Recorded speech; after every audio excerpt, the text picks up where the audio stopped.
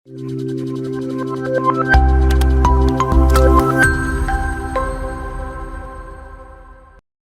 All, നമ്മളിന്ന് നോക്കാൻ പോകുന്നത് BSW 121 എന്ന കോഴ്സ് കോഡിലുള്ള പേപ്പറിന്റെ യൂണിറ്റ് 1 ആണ്, introduction to social work concepts part 1. So വളരെ ചെറിയ യൂണിറ്റ് ആണ്, വളരെ ഇൻട്രൊഡക്ടറി യൂണിറ്റ് മാത്രമാണിത്. കണ്ടന്റും അതുകൊണ്ട് തന്നെ വളരെ ഷോർട്ട് ആണ്. ചാരിറ്റി, വോളണ്ടറി ആക്ഷൻ ആൻഡ് ശ്രാംദാൻ, ഇത് മൂന്നും തമ്മിലുള്ള ഡിഫറൻസ് എന്താണ് എന്ന് നമ്മൾ ഡിസ്കസ് ചെയ്യും. സോഷ്യൽ മൂവ്മെന്റ് എന്താണ്, സോഷ്യൽ റീഫോം എന്താണ്, and last topic is social networking എന്താണ്, അത് സോഷ്യൽ വർക്കിൽ എത്രമാത്രം ഇമ്പോർട്ടന്റ് ആണ്. ഇതെല്ലാം സോഷ്യൽ വർക്കുമായി ബന്ധപ്പെട്ട് നിൽക്കുന്ന കോൺസെപ്റ്റുകളാണ്. So will begin with charity. Charity എന്താണ്? നമ്മൾ എപ്പോഴും വളരെയധികം കേൾക്കുന്ന ഒരു വേർഡ് ആണ് അല്ലെ, ചാരിറ്റി. നമ്മൾ ചാരിറ്റി ചെയ്യണം, ചാരിറ്റി പല ഇന്റൻഷൻസോട് കൂടിയാണ് പലരും പല ചാരിറ്റിയും ചെയ്യുന്നത്. ചാരിറ്റി ഒരാളുടെ നിർബന്ധം കൊണ്ട് ചെയ്യുന്നതല്ലല്ലോ, മറിച്ച് നമ്മളുടെ ഒരു സാറ്റിസ്ഫാക്ഷന് വേണ്ടിയിട്ടാണ് പലരും ചാരിറ്റി ചെയ്യുന്നത്. ഓക്കെ, സോ ചാരിറ്റി എന്നത് ഒരു ഡിക്ഷണറി ഡെഫിനിഷൻ നമുക്ക് നോക്കാം. നമുക്ക് വെബ്സ്റ്റേഴ്സിന്റെ എൻസൈക്ലോപീഡിക് ഡിക്ഷണറിയിൽ ഇങ്ങനെയാണ് കൊടുത്തിരിക്കുന്നത്: charitable actions as alms giving or performing other benevolent actions of any sort for the needy with no expectation of material reward. Okay, വളരെ സിമ്പിൾ ആയിട്ട് പറയുകയാണെങ്കിൽ ഇത്രയേ ഉള്ളൂ. അതായത് ഒരാള് നീഡി എന്ന് പറഞ്ഞാൽ പാവപ്പെട്ടവര്, ആവശ്യക്കാർക്ക് ഒരു എക്സ്പെക്ടേഷനും ഇല്ലാതെ, മറ്റൊരു സഹായവും അവരിൽ നിന്ന് തിരിച്ച് ആഗ്രഹിക്കാതെ, എക്സ്പെക്ട് ചെയ്യാതെ, തികച്ചും എന്താണ് അവരുടെ നന്മയ്ക്ക് വേണ്ടി അല്ലെങ്കിൽ അവരെ സഹായിക്കുക എന്നൊരു ഉദ്ദേശം കൊണ്ട് കൊടുക്കുന്ന പണമാവാം, ഭക്ഷണ സാധനങ്ങളാവാം, മറ്റേതൊരു ആവശ്യ സാധനങ്ങളോ ആവാം. ബെനവലന്റ് ആക്ഷൻസ് എന്ന് പറഞ്ഞാൽ നമ്മൾ മറ്റൊരാളെ സഹായിക്കാൻ ചെയ്യുന്ന ആക്ഷൻസിനെയാണ് കേട്ടോ ബെനവലന്റ് ആക്ഷൻസ്. അതായത് മറ്റൊന്നും തിരിച്ചു പ്രതീക്ഷിക്കാതെ ഒരാളെ സഹായിക്കുക എന്ന ഉദ്ദേശത്തോടു കൂടി ചെയ്യുന്നതിനെയാണ് ബെനവലന്റ് എന്ന് പറയുക. So charitable actions. ചാരിറ്റി എന്ന് പറഞ്ഞു കഴിഞ്ഞാല് ഒരിക്കലും പൈസ കൊടുക്കുന്നത് മാത്രമല്ല ചാരിറ്റി. ഏറ്റവും കൂടുതൽ നമ്മൾ കണ്ടുവരുന്ന ചാരിറ്റിയുടെ ഒരു ഫോം എന്ന് പറയുന്നത് എന്താണ്? ഫിനാൻഷ്യൽ ഡൊണേഷൻസ് ആണ്, പൈസ കൊടുക്കുന്നതാണ്. മറ്റുള്ളവർക്ക് ആവശ്യ സാധനങ്ങൾ ചെയ്തു കൊടുക്കുന്നത്, കൂട്ടത്തോടെ വീട് വെച്ചു കൊടുക്കുന്നതൊക്കെ കണ്ടിട്ടില്ല, അതൊക്കെ ചാരിറ്റിയിൽ ഉൾപ്പെടുന്ന സംഗതികളാണ്. ആൻഡ് ചാരിറ്റി ഒരുപാട് പേര് ചെയ്യുന്നത് മതപരമായി റിലേറ്റ് ചെയ്തുകൊണ്ടാണ്. ചാരിറ്റി എപ്പോഴും സ്വന്തം ഇഷ്ടം എന്നതിനേക്കാൾ എന്താണ് സ്വർഗത്തിൽ എത്താൻ വേണ്ടിയിട്ട്, അല്ലെങ്കിൽ എന്റെ ഇന്ന അസുഖം മാറാൻ വേണ്ടി ഞാൻ ഇത്ര രൂപ ചാരിറ്റി നൽകാം എന്ന് നേർച്ച വെച്ചിട്ട്, അങ്ങനെ കുറെ ഇന്റൻഷൻസ് ഉണ്ട്. ചാരിറ്റി ചിലര് സ്വന്തം ഇഷ്ടപ്രകാരമാണ്, ചിലരെന്താണ് അവരുടെ മതം പറയുന്നത് കൊണ്ടായിരിക്കാം, ചിലര് മറ്റെന്തെങ്കിലും നേർച്ചകൾ കൊണ്ടായിരിക്കാം. സോ ഇതിന്റെ ഇന്റൻഷൻസ്, പലരും ചാരിറ്റി ചെയ്യുന്നതിന്റെ അല്ലെങ്കിൽ സഹായിക്കാനുള്ള ഇത്തരത്തിലുള്ള പ്രവർത്തനങ്ങൾ ചെയ്യുന്നതിന്റെ ഉദ്ദേശങ്ങൾ ഡിഫറെന്റ് ആണ്. വേൾഡ് വൈഡ് ഉള്ള എല്ലാ റിലീജിയൻസും തന്നെ ചാരിറ്റി എന്നൊരു പ്രവൃത്തിയെ വളരെയധികം സപ്പോർട്ട് ചെയ്യുന്നുണ്ട്. അല്ലെങ്കിൽ എല്ലാ റിലീജിയനിലും അവരുടേതായ എല്ലാ ഹോളി ബുക്സിലും ഈ ചാരിറ്റി എന്നതിനെ കുറിച്ച് പറഞ്ഞിട്ടുണ്ട്. നമുക്ക് ജസ്റ്റ് ഇന്ത്യയിൽ ഉള്ള മെയിൻ റിലീജിയൻസിൽ എന്താണ് ചാരിറ്റിനെ കുറിച്ച് പറഞ്ഞിരിക്കുന്നതെന്ന് വളരെ ഷോർട്ടായിട്ടൊന്ന് നോക്കാം.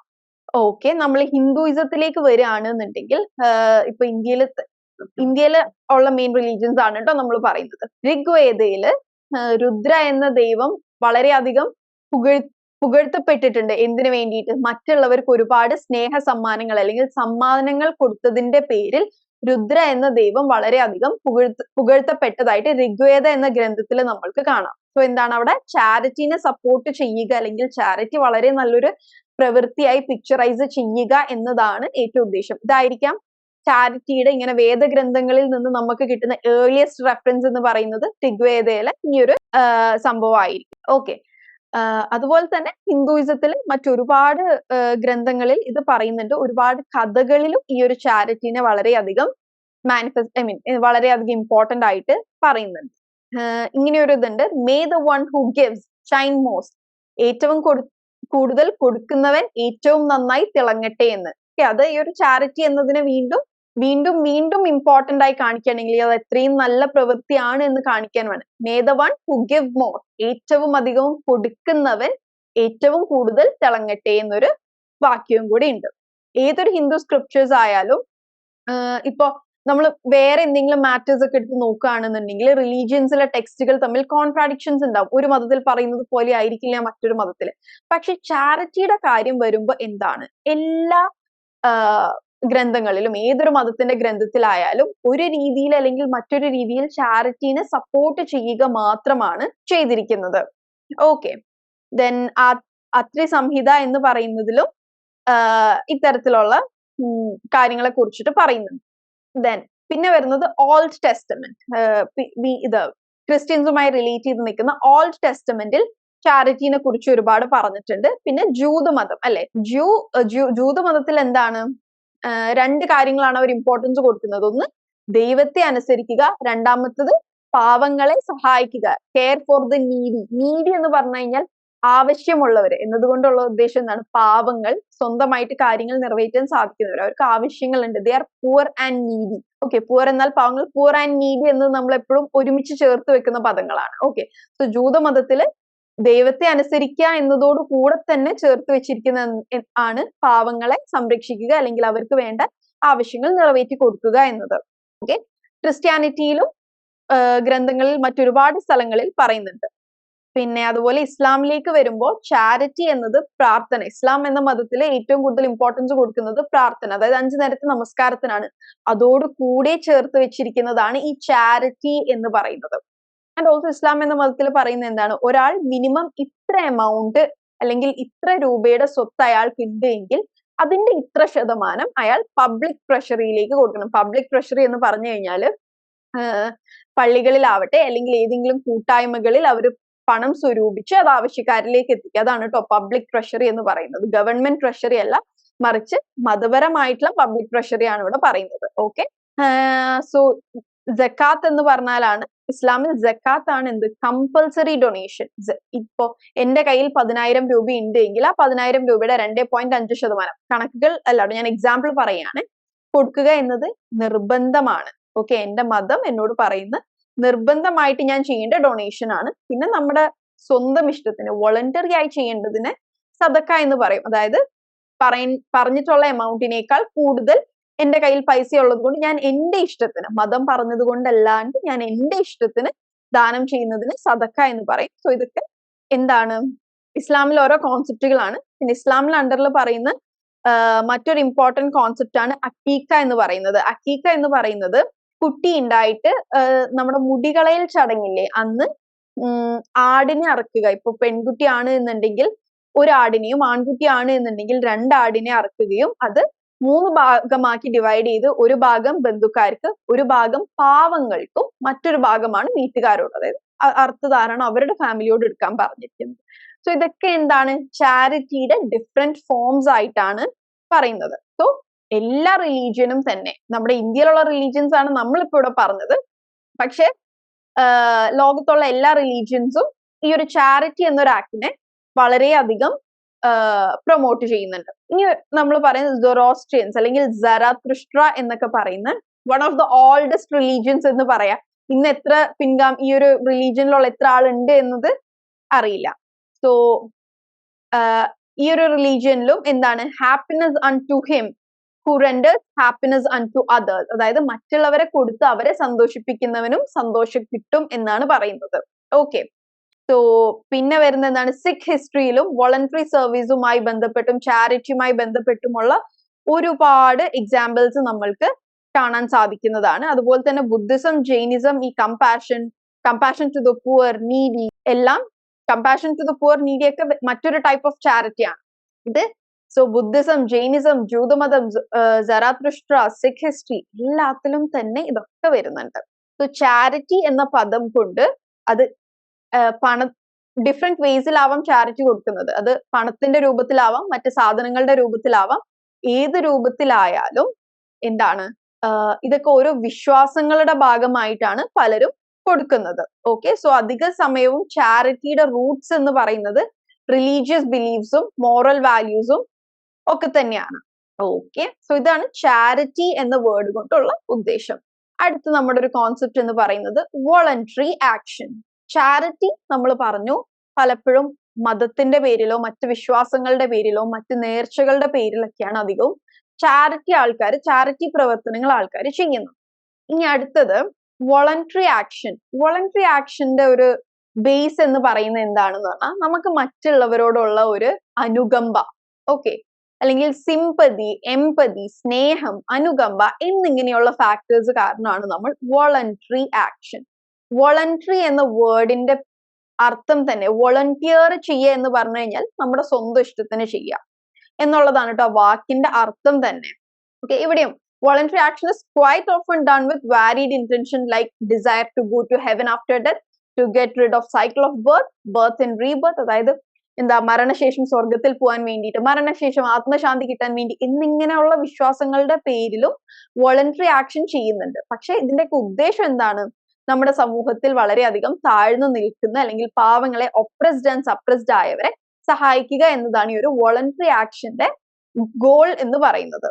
Okay, then voluntary action is that action done by people voluntarily, അതായത് മറ്റാരുടെയും നിർബന്ധമില്ലാതെ സ്വന്തം ഇഷ്ടം കൊണ്ട് അല്ലെങ്കിൽ നമ്മുടെ ഉള്ളിലുള്ള ഒരു അനുകമ്പ, സ്നേഹം എന്നിങ്ങനെയുള്ള സംഭവങ്ങൾ കൊണ്ട് ചെയ്യുന്നതാണ് വോളണ്ടറി ആക്ഷൻ. അത് മറ്റുള്ളവരുടെ വെൽബീയിങ്ങിന് വേണ്ടിയിട്ടാണ്. നമ്മൾ ഒരു നേട്ടത്തിനോ അല്ല, നമ്മൾക്ക് അവരെ സഹായിക്കുന്നതിലൂടെ പ്രശസ്തി നേടാനോ അല്ലെങ്കിൽ മറ്റേതെങ്കിലും രീതിയിലുള്ള മെറ്റീരിയൽ ഗെയിൻസ് എന്ന് പറഞ്ഞാൽ പണത്തിന്റെ പേരിലോ സാധനങ്ങളുടെ പേരിലോ ഒന്നുള്ള ഒരു തിരിച്ചൊന്നും എക്സ്പെക്ട് ചെയ്യാതെ മറ്റുള്ളവരുടെ വെൽബീയിങ്ങിന് മാത്രം ചെയ്യുന്നതിനെയാണ് ഈ ഒരു വോളണ്ടറി ആക്ഷൻ എന്ന് പറയുന്നത്. ഓക്കെ, ദെൻ വോളണ്ടറി ആക്ഷൻ എന്താണ്, പല രീതിയിലാവാം. ഇപ്പൊ എന്താണ്, നമ്മൾ പാലിയേറ്റീവ് കെയറിലൊക്കെ വോളണ്ടിയർ ചെയ്യില്ലേ, അത് വോളണ്ടറി ആക്ട് ആണ്. അതുപോലെ ഇല്ലിറ്ററേറ്റ് ആയവരെ, പഠനമില്ലാത്തവരുടെ അല്ലെങ്കിൽ ട്യൂഷന് പോകാൻ സാധിക്കാത്ത കുട്ടികൾക്ക് ഫ്രീ ആയിട്ട് ട്യൂഷൻ എടുത്ത് കൊടുക്കുന്നവരെ കണ്ടിട്ടില്ലേ, അതൊരു വോളണ്ടറി ആക്ട് ആണ്. അതുപോലെ അബ്യൂസ് ചെയ്യപ്പെട്ട അല്ലെങ്കിൽ മറ്റേതെങ്കിലും രീതിയിൽ ഉപദ്രവിക്കപ്പെട്ടവർ അല്ലെങ്കിൽ ആക്രമിക്കപ്പെട്ടവരുണ്ടാവില്ലേ, അവരെ സഹായിക്കുക, ഇതെല്ലാം വോളണ്ടറി ആക്ഷന്റെ താഴെ വരുന്നതാണ്. ഓക്കെ, ഇനി നമുക്ക് വോളണ്ടറി ആക്ഷന്റെ മെയിൻ ക്യാരക്ടറിസ്റ്റിക്സ് എന്താണ് എന്ന് നോക്കാം.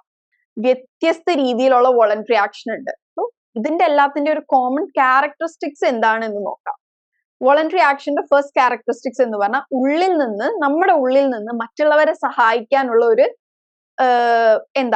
ഒരു ഇൻട്രസ്റ്റ് അല്ലെങ്കിൽ നമ്മുടെ ഒരു ഏർജ്, മറ്റുള്ളവരെ സഹായിക്കുക എന്നുള്ള ഒരു ഏർജ്.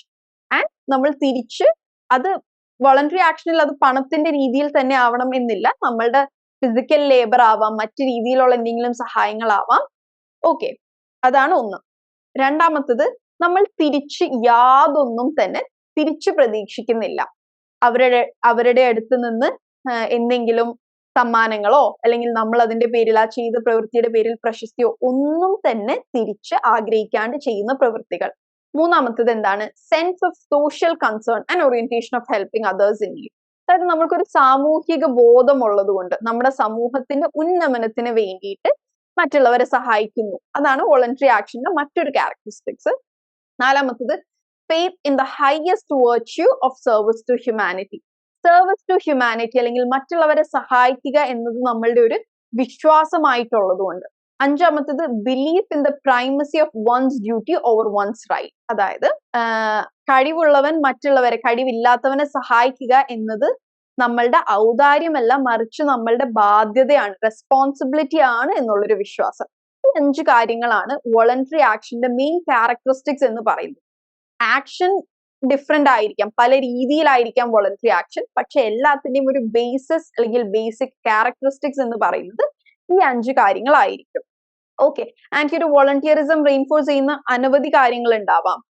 നമ്മുടെ മോറൽ വാല്യൂസ് ആയിരിക്കാം, റിലീജിയസ് കാര്യങ്ങളായിരിക്കാം, അങ്ങനെ ഡിഫറെന്റ് ആയിരിക്കാം. സോ ചാരിറ്റിയും വോളണ്ടറി ആക്ഷനും തമ്മിലുള്ള വ്യത്യാസം എവിടെയാണ് വരുന്നത്? ചാരിറ്റി നമ്മൾ കൊടുക്കുകയാണ്, വോളണ്ടറി ആക്ഷൻസും കൊടുക്കുക തന്നെയാണ്. പക്ഷെ ഡിഫറൻസ് വരുന്ന എവിടെയാണ്? പൈസയുടെ ഫോമിൽ തന്നെ ആയിരിക്കണം എന്നില്ല. ചാരിറ്റി ചിലപ്പോൾ നമ്മൾ വൺസ് ഡൊണേറ്റ് ചെയ്ത് കഴിഞ്ഞാൽ അത് അവിടെ കഴിഞ്ഞു.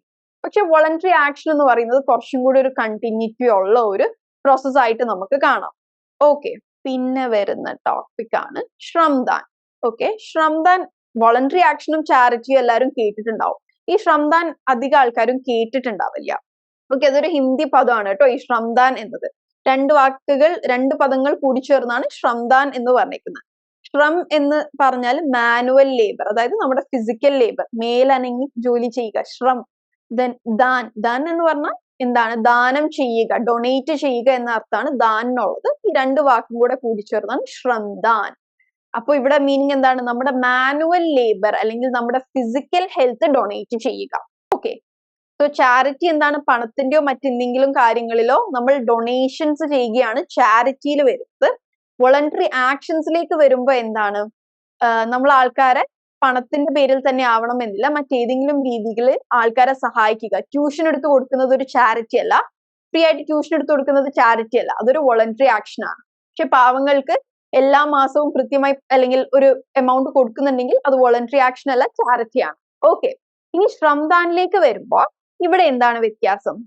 സോ ശ്രംദാൻ എന്താണ്? നമ്മുടെ ഫിസിക്കൽ ഹെൽത്ത് ഡൊണേറ്റ് ചെയ്യുക, അല്ലെങ്കിൽ നമ്മളുടെ ആരോഗ്യം ഉപയോഗിച്ച് ആരോഗ്യമില്ലാത്തവരെ അല്ലെങ്കിൽ കൂടുതൽ നീഡി ആയവരെ, കൂടുതൽ പാവപ്പെട്ടവരെ ഏതെങ്കിലും രീതിയിൽ സഹായിക്കുക. അത് പല രീതിയിലാവാം. എന്താണ്?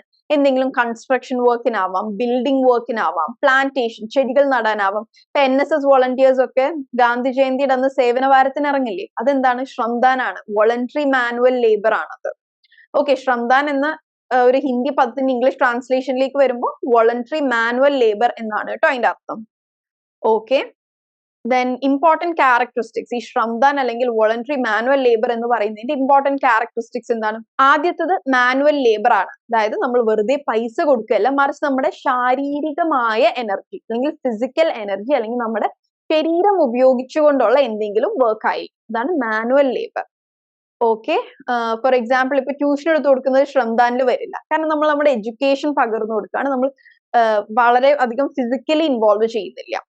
രണ്ടാമത്തെ ക്യാരക്ടറിസ്റ്റിക്സ് എന്താണ്? വോളണ്ടറിനെസ്. വോളണ്ടറിനെസ് എന്ന് പറഞ്ഞാൽ മറ്റാരുടെയും നിർബന്ധമില്ലാതെ സ്വയം ഇഷ്ടത്തോടെ എന്നുള്ളത്. മൂന്നാമത്തത് കളക്റ്റീവ് കോപ്പറേറ്റീവ് എൻഡിവേഴ്സ്. ശ്രംദാൻ അല്ലെങ്കിൽ വോളണ്ടറി മാനുവൽ ലേബർ എന്നത് പലപ്പോഴും നമ്മൾ ഒറ്റയ്ക്കല്ല ചെയ്യാം, മറിച്ച് കൂട്ടത്തോടെ അല്ലെങ്കിൽ ഒരു സൊസൈറ്റിയുമായി കോപ്പറേറ്റ് ചെയ്തുകൊണ്ട് ഒറ്റക്കൊറ്റക്കല്ല, മറിച്ച് നമ്മൾ എപ്പോഴും കൂട്ടത്തിലാണ് ഈ ഒരു വോളണ്ടറി മാനുവൽ ലേബർ ചെയ്യുക. നിങ്ങൾ ഇങ്ങനെ ഓർത്താൽ മതി, ഇപ്പൊ നമ്മുടെ നാട്ടിലൊക്കെ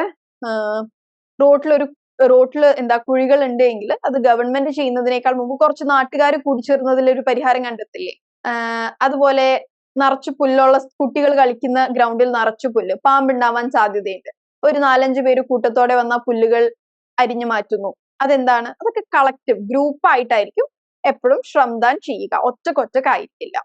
ഒറ്റക്ക് ചെയ്യുകയാണെന്നുണ്ടെങ്കിൽ അത് നമുക്ക് വേണമെങ്കിൽ വോളണ്ടറി ആക്ഷനിൽ കൊണ്ടിടാം. ഓക്കെ, ശ്രംദാൻ എപ്പോഴും ഗ്രൂപ്പ് ആയിട്ടാണ്, അതാണ് കളക്റ്റീവ് ആൻഡ് കോപ്പറേറ്റീവ് എൻഡിവേഴ്സ് എന്ന് പറയുന്നത്. നാലാമത്തത് എന്താണ്? Promotion of some common public good or protection of some common public interest. Okay, ഇതിന്റെ എല്ലാം ഉദ്ദേശം എന്തായിരിക്കും? എന്തെങ്കിലും സാമൂഹികമായ ഒരു നന്മ വളർത്തിയെടുക്കാൻ, അല്ലെങ്കിൽ ആ നന്മക്ക് എതിരായി എന്തെങ്കിലും പ്രശ്നങ്ങൾ ഉണ്ടെങ്കിൽ ആ പ്രശ്നത്തെ തടയുക, ഇതായിരിക്കും ശ്രംദാനിന്റെ ഉദ്ദേശം എന്ന് പറയുന്നത്. സോ ഈ 4 കാര്യങ്ങളാണ് important characteristics of voluntary manual labour എന്ന് പറയുന്നത്. ഓക്കെ, ആൻഡ് എന്താണ് ഈ ഒരു വർക്കിംഗ് ടുഗെദർ, നമ്മുടെ സാമൂഹികമായ നന്മയ്ക്ക് വേണ്ടിയിട്ട് ഒരുമിച്ച് വർക്ക് ചെയ്യുക എന്നത് വളരെ ഇമ്പോർട്ടന്റ് ആണ്, ആൻഡ് എസ്പെഷ്യലി ഇൻ ഇന്ത്യ. കാരണം നമ്മൾ വെസ്റ്റേൺ സൈഡിലേക്ക് നോക്കുമ്പോൾ ഇൻഡിവിജ്വലിസ്റ്റിക് സൊസൈറ്റിയാണ്, സ്വന്തം കാര്യം നോക്കുക എന്നതാണ് കൂടുതൽ ഇമ്പോർട്ടന്റ്.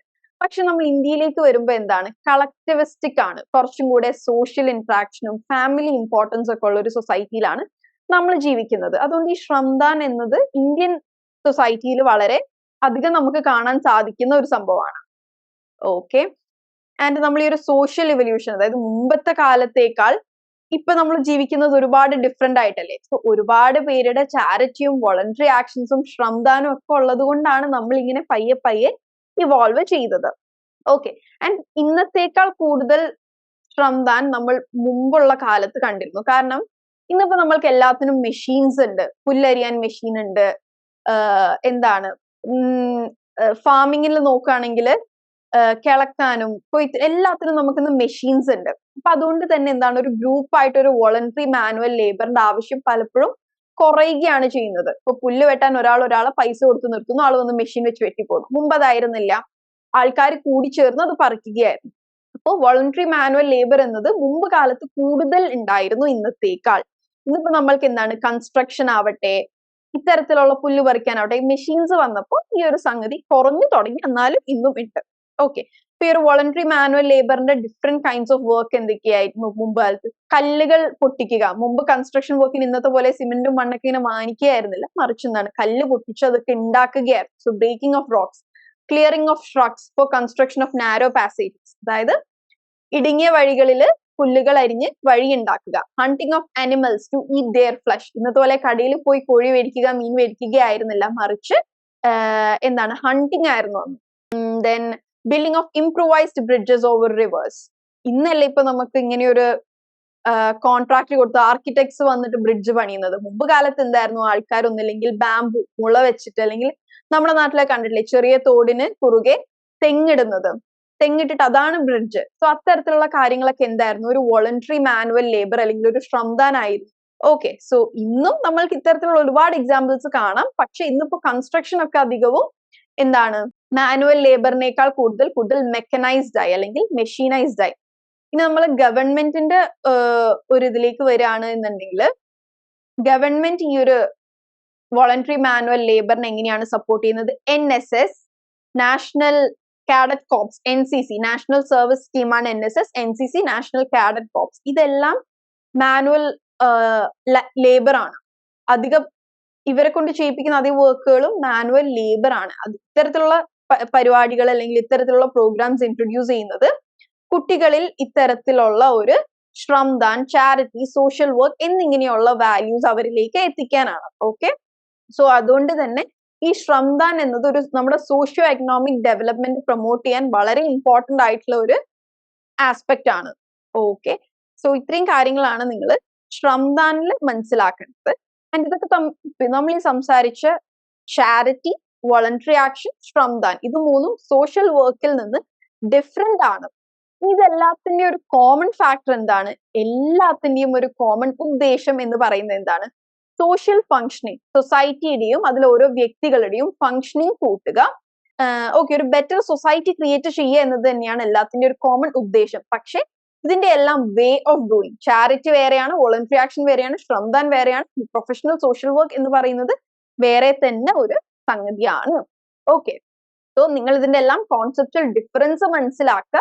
എല്ലാത്തിന്റെയും ഉദ്ദേശം സെയിം ആണ് എന്നുണ്ടെങ്കിൽ പോലും ഇതെല്ലാം ചെയ്യുന്ന പ്രവൃത്തികൾ അല്ലെങ്കിൽ പ്രവർത്തനങ്ങൾ നമ്മൾ ഈ ഒരു സോഷ്യൽ അച്ചീവ്മെന്റിലേക്ക് എത്തുന്ന വഴികൾ ഡിഫറെന്റ് ആണ്. ഓക്കെ. സോ ഈ കോൺസെപ്റ്റ്സ് ക്ലിയർ ആയി എന്ന് വിചാരിക്കുന്നു. അടുത്ത നമ്മൾ നോക്കാൻ പോകുന്നത് social movement and social reform. Humanities ബാക്ക്ഗ്രൗണ്ടിൽ നിന്ന് വന്നവരൊക്കെ ഈ രണ്ട് പദങ്ങൾ ഒരുപാട് കേട്ടിട്ടുണ്ടാവും അല്ലെ? സോഷ്യൽ മൂവ്മെന്റ് എന്താണ്, സോഷ്യൽ റീഫോംസ് എന്താണ്? സോഷ്യൽ മൂവ്മെന്റ്, നിങ്ങൾ മൂവ്മെന്റ് എന്നുള്ള ഒരു വേർഡ് വെച്ചിട്ടൊന്ന് ആലോചിച്ച് നോക്കിയേ. നമ്മൾ സോഷ്യലിൽ പഠിച്ച എന്തൊക്കെ മൂവ്മെന്റ്സ് ഉണ്ടാവും? ക്വിറ്റ് ഇന്ത്യ മൂവ്മെന്റ്, സത്യാഗ്രഹ, അതുപോലെ നർമ്മദ ക്ലീനിങ്, നർമ്മദ ബച്ചാവോ എന്തോ അങ്ങനെ ഒരു ഇതായില്ല, അതൊക്കെ മൂവ്മെന്റ്സ് ആയിരുന്നു. എനിക്ക് ആ കറക്റ്റ് വേർഡ് ഓർമ്മ കിട്ടുന്നില്ല. നർമ്മദ ബച്ചാവോ ആന്തോളൻ അങ്ങനെയാണെന്ന് തോന്നുന്നു കേട്ടോ, കൃത്യമായിട്ട് എനിക്കത് കിട്ടുന്നില്ല. ഇതൊക്കെ എന്താണ്, ഒരു സോഷ്യൽ മൂവ്മെന്റ് ആയിരുന്നു. എന്താണ് സോഷ്യൽ മൂവ്മെന്റ്? നിങ്ങൾക്ക് എന്താ തോന്നുന്നത് ആ ഒരു വാക്ക് കേട്ടിട്ട്? The term social movement covers various forms of collective action aimed at social reorganization. അതായത് നമ്മുടെ സമൂഹത്തിൽ ഇപ്പോൾ ഉള്ള ഓർഗനൈസേഷനെ റീഓർഗനൈസ് ചെയ്യുക. ഓക്കെ. ഇപ്പൊ നർമ്മദ നദിയുമായി ബന്ധപ്പെട്ടിട്ടുള്ള എന്തായിരുന്നു? അവിടുത്തെ ഒരു സോഷ്യൽ ഓർഗനൈസേഷനിൽ എങ്ങനെയായിരുന്നു?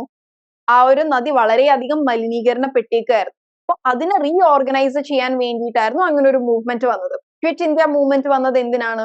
ബ്രിട്ടീഷുകാര് വളരെയധികം പവർ ഇന്ത്യക്കാരുടെ മീത്ത് ചെയ്തപ്പോ നമുക്ക് ഫ്രീഡം, ആ ഒരു ഓർഗനൈസേഷനെ റീഓർഗനൈസ് ചെയ്യാൻ വേണ്ടിയിട്ടാണ് ക്വിറ്റ് ഇന്ത്യ മൂവ്മെന്റ് വന്നത്.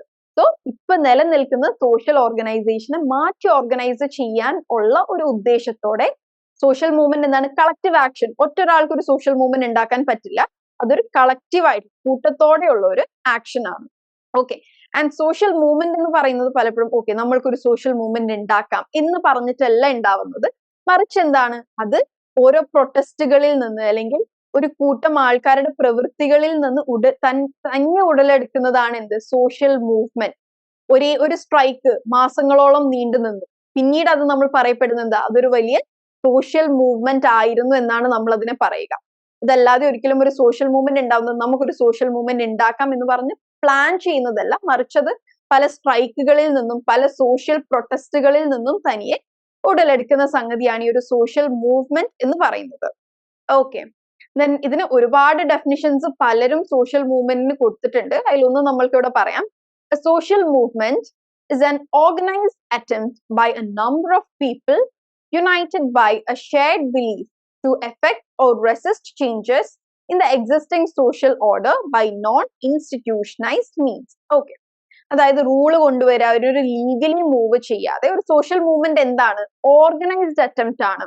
അതായത് പലരും പലത് ചെയ്യുന്നു എന്നല്ല, മറിച്ച് ഒരു കൂട്ടം ചേർന്ന് കളക്റ്റീവായിട്ട് വളരെ ഓർഗനൈസ്ഡ് ആയിട്ട് ഒരേ ബിലീഫോട് കൂടി, അതായത് ഇപ്പൊ നർമ്മദ എന്ന നദി വൃത്തിയാവണം, അതിനി ഇനിയും മലിനീകരണപ്പെടാൻ നമ്മൾ സമ്മതിക്കരുത് എന്നുള്ളൊരു കോമൺ ബിലീഫ്. ഓക്കെ, കൂട്ടത്തോടെയുള്ള ഒരു വിശ്വാസത്തിൽ ഉറച്ചു നിന്നുകൊണ്ട് ആ ഒരു ചേഞ്ചിനെ റെസിസ്റ്റ് ചെയ്യാൻ, ആ മലിനീകരണത്തെ നിർത്താൻ വേണ്ടിയിട്ട് എന്താണ്, എക്സിസ്റ്റ് ചെയ്യുന്ന സോഷ്യൽ ഓർഡറിനെ മാറ്റുക എന്ന ഉദ്ദേശത്തോടെ കൂട്ടത്തോടെ വർക്ക് ചെയ്യുക. ഇത്രയേ ഉള്ളൂ സോഷ്യൽ മൂവ്മെന്റ് എന്നതുകൊണ്ടുള്ള ഉദ്ദേശം. ഓക്കെ, ഒരു സോഷ്യൽ മൂവ്മെന്റ് സ്റ്റാർട്ട് ചെയ്യാൻ വേണ്ടിയിട്ട് അല്ലെങ്കിൽ ഉടലെടുക്കാൻ ഒരുപാട് ഫാക്ടേഴ്സ് ഉണ്ടാവാം. ഇപ്പോ നമ്മൾ മുമ്പത്ത് നോക്കുകയാണെന്നുണ്ടെങ്കിൽ, ഇന്ത്യൻ ഹിസ്റ്ററി നോക്കുകയാണെന്നുണ്ടെങ്കിൽ, സതി എന്താണ്, ഭർത്താവ് മരണപ്പെട്ടു കഴിഞ്ഞാൽ ഭാര്യനെയും കൂടെ ആ ഒരു തീയിലേക്ക് ഇടുക എന്നുള്ള ഒരു സമ്പ്രദായം ഉണ്ടായിരുന്നു. അൺടച്ചബിലിറ്റി അല്ലെ, തൊട്ടുകൂടായ്മ, ഡൗറിയൊക്കെ ഇന്നും എക്സിസ്റ്റിംഗ് ആണ്. ഡീഫോറസ്റ്റേഷൻ, ചൈൽഡ് ലേബർ എന്നിങ്ങനെയുള്ള, ഇപ്പൊ സതിയും അൺടച്ചബിലിറ്റി ഒക്കെ മാറിയത് എങ്ങനെയാണ്? ഓരോ സോഷ്യൽ മൂവ്മെന്റ്സിലൂടെയാണ്. സോ ഡീഫോറസ്റ്റേഷൻ, ചൈൽഡ് ലേബർ എന്നിങ്ങനെയുള്ള ഏതൊരു ഈവിൽ, അതൊക്കെ നമ്മുടെ സോഷ്യൽ ഓർഗനൈസേഷനിൽ നിന്നുള്ള കാര്യങ്ങളായി പോയി. ഈ ചൈൽഡ് ലേബറും ഡൗറിയും ഒക്കെ നമ്മൾ സൗത്ത് ഇന്ത്യയിൽ അത്ര അധികം ചൈൽഡ് ലേബർ ഒന്നും കാണുന്നില്ല. ബട്ട് നോർത്ത് ഇന്ത്യയിലേക്ക് വരുമ്പോൾ 4ഉം 5ഉം വയസ്സുള്ള കുട്ടികൾ മുതൽ ചായക്കടയിലും ഹോട്ടലുകളിലും മറ്റ് കൺസ്ട്രക്ഷൻ സൈറ്റിലൊക്കെ നമുക്ക് വളരെയധികം കാണാൻ സാധിക്കും. ഇതെല്ലാം സോഷ്യൽ മൂവ്മെന്റുകളിലൂടെയാണ് ഇത്തരത്തിലുള്ള സോഷ്യൽ ഈവൽസ് പലതും എന്താണ് ഇല്ലായ്മ ചെയ്യപ്പെടുന്നത്. ഇപ്പോ ചൈൽഡ് ലേബറിനെതിരെയും ഡൗറിക്കെതിരെയും ഒക്കെ നമ്മൾക്ക് ലോ ഉണ്ടെങ്കിൽ പോലും, നിയമങ്ങൾ ഉണ്ടെങ്കിൽ പോലും എന്താണ് പലപ്പോഴും ഇതൊക്കെ ഇറാഡിക്കേറ്റ് ചെയ്യപ്പെടുന്നത് എന്തിന്റെ അടിസ്ഥാനത്തിലാണ്? Social movement. സമൂഹത്തിൽ ആൾക്കാർ കൂട്ടത്തോടെ ഇറങ്ങി അതിനെതിരെ വോയിസ് ചെയ്യുമ്പോഴാണ്, അതിനെതിരെ ശബ്ദമുയർത്തുമ്പോഴാണ്. ഓക്കെ, പിന്നെ ഒരു സോഷ്യൽ മൂവ്മെന്റിനുള്ള ഒരു റീസൺ എന്ന് പറയുന്നത് മറ്റേതെങ്കിലും ഒരു കൾച്ചറിനെ ഡോമിനേറ്റ് ചെയ്യുക, അല്ലെങ്കിൽ ഏതെങ്കിലും ഒരു റിലീജിയൻ മറ്റുള്ള റിലീജിയൻസിനെ ഡോമിനേറ്റ് ചെയ്യുക. അങ്ങനെ ഒരു ഡോമിനേഷൻ, പവറിന്റെ ഒരു ഡോമിനേഷൻ വരുമ്പോഴും ഇങ്ങനെ ഒരു സോഷ്യൽ മൂവ്മെന്റ്. ഇപ്പൊ ക്വിറ്റ് ഇന്ത്യ മൂവ്മെന്റ് ഉണ്ടായത് എന്തുകൊണ്ടാണ്? ബ്രിട്ടീഷുകാര് ഇന്ത്യക്കാരെ ഭരിച്ചത്, ആ ഒരു പവർ ഡിഫറൻസ് കൊണ്ടല്ലേ. ബ്രിട്ടീഷുകാര് നമ്മുടെ മേത്ത് അധികാരം നമ്മളെ അടിച്ചമർത്താൻ ശ്രമിച്ചപ്പോഴാണ് ഒരു ക്വിറ്റ് ഇന്ത്യ മൂവ്മെന്റ് വന്നത്. ഓക്കെ, സോ ഒരു സോഷ്യൽ മൂവ്മെന്റ് തുടങ്ങാൻ പല റീസൺസും ഉണ്ടാവാം. ഓക്കെ, എല്ലാ സോഷ്യൽ മൂവ്മെന്റ്സും എന്താണ്?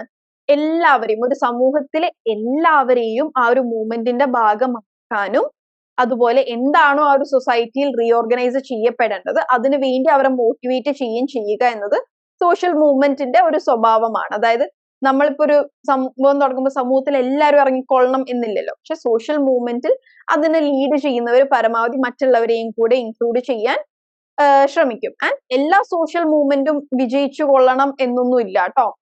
ചില സോഷ്യൽ മൂവ്മെന്റ്സ് വിജയിക്കും.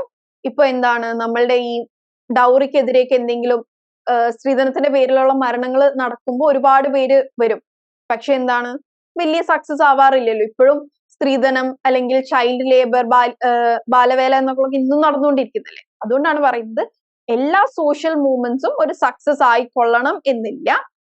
പക്ഷെ ഒരു സോഷ്യൽ മൂവ്മെന്റ് ഒബ്ജക്റ്റീവ് എന്നത് ഒരു സോഷ്യൽ റീഓർഗനൈസേഷൻ ആണ്. ഓക്കെ, ഒരു സോഷ്യൽ മൂവ്മെന്റ് മറ്റനവധി സോഷ്യൽ മൂവ്മെന്റ്സിന് കാരണവുമായേക്കാം. ഇത്രയൊക്കെ കാര്യങ്ങളാണ് സോഷ്യൽ മൂവ്മെന്റിനെ കുറിച്ച് പറയാനുള്ളത്. ഇനി മേജർ ക്യാരക്ടറിസ്റ്റിക്സ് എന്താണ് എന്ന് നോക്കാം. സോഷ്യൽ മൂവ്മെന്റ് പല തരത്തിലാവാം, പക്ഷെ ഇതിനെല്ലാം കോമൺ ഫീച്ചേഴ്സ് ഉണ്ടാവും.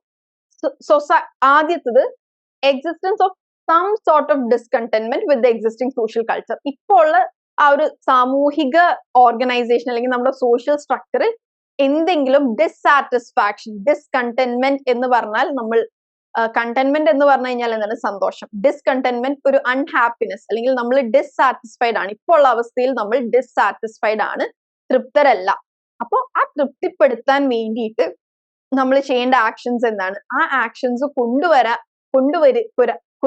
വേണ്ടിയിട്ട് സോഷ്യൽ മൂവ്മെന്റ് ഫോം ചെയ്യും. ദാറ്റ് ഈസ് നർമ്മദ എന്ന നദി വളരെയധികം പൊല്യൂട്ടഡ് ആയി. സോ പൊല്യൂഷൻ നിർത്തിയാൽ എല്ലാവരും തൃപ്തരാകും. സോ ആ പൊല്യൂഷൻ നിർത്താൻ വേണ്ടി ആളുകൾ ഒരുമിച്ച് വന്നു. അവിടെ എന്താണ്, ഒരു സോഷ്യൽ മൂവ്മെന്റ് ഫോം ആയി. സോ സോഷ്യൽ മൂവ്മെന്റ്സ് എന്തായിരിക്കാം, ഒരു സോഷ്യൽ ഐഡന്റിറ്റി സേവ് ചെയ്യാനായിരിക്കാം, അല്ലെങ്കിൽ ആ ഒരു സോഷ്യൽ ഐഡന്റിറ്റി നഷ്ടപ്പെട്ടു പോകുമോ എന്ന ഭയത്തിൽ അത് പോകുന്നതിന് മുമ്പ് തന്നെ തുടങ്ങുന്നതും ആയിരിക്കാം. ഓക്കെ. ആൻഡ് സെക്കൻഡ് വൺ എന്ന് പറയുന്നത് അവയർനെസ് ആണ്.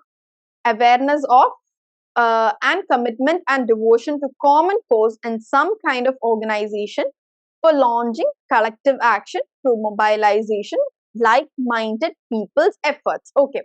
വായിക്കുമ്പോൾ ഇത് ഭയങ്കര എന്തോ ആയിട്ട് തോന്നുന്നുണ്ട്, പക്ഷെ സിമ്പിൾ ആണ്. എന്താണ്, ഒരു കോമൺ കോസിന് വേണ്ടിയിട്ട്. ഇപ്പോ ഞാൻ നർമ്മദ തന്നെ പറയുന്നത് എന്താണ്, ഒരൊറ്റ എക്സാമ്പിൾ പറയുമ്പോൾ എല്ലാവർക്കും അത് തന്നെ മനസ്സിലാക്കാലോ എന്ന് വെച്ചിട്ടാണ് കേട്ടോ. ഒരു സോഷ്യൽ മൂവ്മെന്റിൽ, ഇപ്പോ ഒരു സോഷ്യൽ മൂവ്മെന്റിന് വേണ്ടിയിട്ട് അല്ലെങ്കിൽ ഒരു പ്രൊട്ടസ്റ്റിന് വേണ്ടിയിട്ട് 50 പേരുണ്ട് എന്ന് വിചാരിക്കുക. 50 പേരുടെയും വിശ്വാസം അല്ലെങ്കിൽ അവരുടെ അവയർനെസ് എന്ന് പറയുന്നത് സെയിം ആയിരിക്കണം. അതല്ലാതെ 50 പേർക്കും 50 താല്പര്യങ്ങളല്ല, മറിച്ച് ഒരു താല്പര്യം. ഓക്കെ. കോമൺ കോസ് ആൻഡ് ഏത് രീതിയിലാണ് ഓർഗനൈസേഷൻ കളക്റ്റീവ് ആയിരിക്കുക ആൻഡ് ലൈക്ക് മൈൻഡഡ് പീപ്പിളിന്റെ എഫേർട്ടാണ് സോഷ്യൽ മൂവ്മെന്റ് എന്ന് പറയുന്നത്. ലൈക്ക് മൈൻഡഡ് പീപ്പിൾ എന്ന് പറഞ്ഞാൽ ഒരേപോലെ ചിന്തിക്കുന്നവരാണ് ഒരു സോഷ്യൽ മൂവ്മെന്റിന്റെ ഭാഗമാവുക. ഓക്കെ. എന്താണ്, ഇപ്പൊ നർമ്മദ എന്ന നദി ക്ലീൻ ചെയ്യപ്പെടണം എന്ന ആഗ്രഹമുള്ളവർ മാത്രമാണ് ആ ഒരു സോഷ്യൽ മൂവ്മെന്റിന്റെ ഭാഗമാവുക. അല്ലെങ്കിൽ അതെന്താ അങ്ങനെ കിടന്നോട്ടെ, അതിനിപ്പോ എന്താ എന്ന് ചിന്തിക്കുന്നവരുണ്ടാവില്ല. സോ ഒരു സോഷ്യൽ മൂവ്മെന്റ് എന്ന് പറയുന്നത് ഒരുപോലെ ചിന്തിക്കുന്നവരുടെ കമ്മിറ്റ്മെന്റോടുകൂടി ഉണ്ടാവുന്ന ഒരു ആക്ഷൻ ആണ്. ഓക്കെ. അടുത്തത് initiation of one or the other kind of commonly agreed upon activity according to some formulated or chalked out plan as per decided program schedule. Okay. ഒരു social movement എന്ന് പറയുന്നത്, ഇപ്പൊ ഒരു സോഷ്യൽ മൂവ്മെന്റിന്റെ അണ്ടറിൽ ഒരുപാട് actions ഉണ്ടാവും. ഇപ്പോ വെറുതെ നമുക്ക് പറയാം, ഇപ്പൊ ഒരു പുഴം അല്ലെങ്കിൽ ഒരു നദി മലിനീകരണപ്പെട്ടേക്കാണ്, അത് മാറ്റാൻ എന്തൊക്കെ ചെയ്യാൻ പറ്റും നമുക്ക്? ആ നദിക്ക് ചുറ്റും അല്ലെങ്കിൽ നദിയുടെ തീരത്ത് മൊത്തം നമുക്ക് ഹ്യൂമൻ ചെയിൻ അല്ലെ, അല്ലെങ്കിൽ മനുഷ്യ ചങ്ങല ഫോം ചെയ്ത് ദിവസങ്ങളോളം നിൽക്കാം, നിരാഹാരം കിടക്കാം, അല്ലെങ്കിൽ ആൾക്കാർ ഇറങ്ങി അവരുടെ സ്വന്തം ഹെൽത്ത് റിസ്ക് ചെയ്ത് ഇറങ്ങി ക്ലീൻ ചെയ്യുക, അങ്ങനെ ഒരുപാട് ആക്ഷൻസ് പെർഫോം ചെയ്യുക. സോ ഈ ഒരു സോഷ്യൽ മൂവ്മെന്റിന്റെ എന്താണ്, ഏറ്റവും നല്ല ഒരു ആക്ഷൻ പ്ലാൻ ചെയ്ത് ഷെഡ്യൂൾഡ് ആയിരിക്കും. കാരണം സോഷ്യൽ മൂവ്മെന്റ് എന്താണ്, ഒരു കൂട്ടത്തോടെ ചെയ്യുന്നതാണ്. സോ പ്ലാനിങ് ഇല്ലാതെ കാര്യങ്ങൾ നടക്കില്ല. അപ്പൊ എന്താണ്, ഏതെങ്കിലും തരത്തിലുള്ള ഒരു ആക്ടിവിറ്റി പ്ലാൻ ചെയ്ത പ്രകാരം എല്ലാവരും അതിലേക്ക് ഇറങ്ങി പ്രവർത്തിക്കുക. നാലാമത്തെ എന്താണ്, some kind of reference to ideas of autonomy, equity, human dignity, human rights, social recognition, removal of social evils. ഒരു സോഷ്യൽ മൂവ്മെന്റിന്റെ ഉദ്ദേശം ഇത് എന്തെങ്കിലും ആയിരിക്കും. Equity, human dignity, human respect കിട്ടുക, അല്ലെങ്കിൽ മനുഷ്യാവകാശം, അല്ലെങ്കിൽ സോഷ്യലി റെക്കഗ്നൈസ്ഡ് ആവുക. ഇപ്പൊ നമ്മൾ ഈ അടുത്ത് കാണാറില്ലേ, എന്താണ്, ഒരുപാട് സ്പോർട്സ് പേഴ്സൺസിന് അവർക്ക് വേണ്ട നീതി ലഭിക്കുന്നില്ല. സോഷ്യൽ റെക്കഗ്നിഷന് വേണ്ടിയിട്ടാണ്, അല്ലെങ്കിൽ അതിനെതിരെയാണ് അവരുടെ പ്രൊട്ടസ്റ്റ് എന്ന് പറയുന്നത്. അതുപോലെ removal of social evils. Social evils എന്താണ്, സതി ഒരു സോഷ്യൽ ഈവിൽ ആണ്, ചൈൽഡ് ലേബർ ഒരു സോഷ്യൽ ഈവിൽ ആണ്. ഇതെന്തെങ്കിലും ആയിരിക്കും ഒരു സോഷ്യൽ മൂവ്മെന്റിന്റെ, ഐ മീൻ ഇത്തരത്തിലുള്ള കാര്യങ്ങൾ ഒഴിവാക്കുക എന്നതായിരിക്കുമല്ലോ ഒരു സോഷ്യൽ മൂവ്മെന്റിന്റെ ഉദ്ദേശം എന്ന് പറയുന്നത്. ദെൻ സോഷ്യൽ മൂവ്മെന്റ് പല രീതിയിലായിരിക്കാം. റിവോൾട്ടിന്റെ രൂപത്തിലായിരിക്കാം, റിബല്യന്റെ രൂപത്തിലായിരിക്കാം, റീഫോം ആയിരിക്കാം, റിവല്യൂഷൻ ആയിരിക്കാം, അല്ലെങ്കിൽ പ്രൊട്ടസ്റ്റ് ആയിരിക്കാം, സ്ട്രൈക്ക് ആയിരിക്കാം, ബന്ദ് ആയിരിക്കാം. എല്ലാം ഒരു സോഷ്യൽ മൂവ്മെന്റിന്റെ ഫോം ഓഫ് എക്സ്പ്രഷൻ ആണ്. ഈ ഒരു സോഷ്യൽ മൂവ്മെന്റിനെ നമ്മൾ എങ്ങനെ എക്സ്പ്രസ് ചെയ്യും? ഈ revolt, rebellion, protest, bandh, hartal ഒക്കെ എന്താണ്, ഒരു സോഷ്യൽ മൂവ്മെന്റിന്റെ ഭാഗമായിട്ട് എക്സ്പ്രഷൻ ആണ് കേട്ടോ. Then finally, unstable and transitory nature and non-visibility of any distinct point of beginning or termination of social movement. Okay. അതായത് ഈ ഒരു സോഷ്യൽ മൂവ്മെന്റ് എന്ന് പറയുന്നത് അൺസ്റ്റേബിൾ ആണ്. ചിലപ്പോ ഒരു ദിവസം ആളിക്കത്തുന്ന പ്രകടനങ്ങൾ ഉണ്ടായേക്കാം, പിറ്റേന്ന് പ്രത്യേകിച്ചൊന്നും ഉണ്ടാവില്ല, അല്ലെങ്കിൽ ഒരാഴ്ച കഴിയുമ്പോഴേക്കും അത് അടങ്ങാം. സോ സ്റ്റേബിൾ ആയിട്ട് എന്നും ഒരേ രീതിയിലായിരിക്കില്ല ഒരു സോഷ്യൽ മൂവ്മെന്റിന്റെ പ്രകടനങ്ങൾ ഉണ്ടായിരിക്കുക. നോൺ വിസിബിലിറ്റി, അതായത് കൃത്യമായി ഈ സോഷ്യൽ മൂവ്മെന്റ് എന്ന് തുടങ്ങി എന്ന് അവസാനിച്ചു എന്നുള്ളതിൽ നമുക്ക് കൃത്യമായ ഡേറ്റ് പറയാൻ സാധിക്കില്ല. അതെന്താന്ന് വെച്ച് കഴിഞ്ഞാൽ, ഇപ്പൊ ഒരാള് എന്തെങ്കിലും, ഇപ്പൊ ഒരു മെഡിക്കൽ കോളേജിൽ നിന്ന് ഒരാൾക്ക് എന്തെങ്കിലും ഒരു ചീത്ത അനുഭവം ഉണ്ടായി, അല്ലെങ്കിൽ സർജറി സക്സസ് ആയില്ല, അയാള് മെഡിക്കൽ കോളേജിന്റെ മുമ്പിൽ നിരാഹാരം ഇരിക്കുകയാണ്. പിന്നീട് അയാളുടെ കൂടെ ഒരുപാട് പേര് കൂടി ചേർന്ന് വരുമ്പോഴാണ് അതൊരു സോഷ്യൽ മൂവ്മെന്റ് ആവുന്നത്. അപ്പൊ എന്താണ്, ഒരു ഗ്രാജുവൽ പ്രോസസ് ആണ്. രണ്ടാമത്തെ ദിവസം ഒരു 3 പേര് വന്നു, ഒരു 10 ദിവസം കഴിഞ്ഞപ്പോഴേക്കും ഇയാളുടെ കൂടെ 50 പേരായി. പിന്നെ ഒരു 15 ദിവസം കഴിഞ്ഞപ്പോഴേക്കും എന്താണ്, ആൾക്കാർക്ക് എന്താണ് മറ്റു തിരക്കുകളുണ്ട്, കാര്യങ്ങളുണ്ട്, പയ്യെ പയ്യെ ഓരോരുത്തർ അവരുടെ വഴിക്ക് പോയി. അപ്പൊ എന്താണ്, കൃത്യമായ ഒരു സോഷ്യൽ മൂവ്മെന്റ് എന്ന് തുടങ്ങി എന്ന് അവസാനിച്ചു എന്ന് പറയാൻ ബുദ്ധിമുട്ടാണ്. ഓക്കെ, സോ സോഷ്യൽ മൂവ്മെന്റുകൾ നിങ്ങൾക്ക് എക്സാമ്പിൾസ് ആയിട്ട് ക്വിറ്റ് ഇന്ത്യ മൂവ്മെന്റും ഈ ഒരു നർമ്മദ നദിയുടെ പേരിലുണ്ടായ സോഷ്യൽ മൂവ്മെന്റും ഒക്കെ ഒന്ന് വായിച്ചു നോക്കാം ട്ടോ. അപ്പൊ നിങ്ങൾക്ക് ഒരു സോഷ്യൽ മൂവ്മെന്റിന്റെ സ്വഭാവം എന്താണ് എന്ന് മനസ്സിലാവും.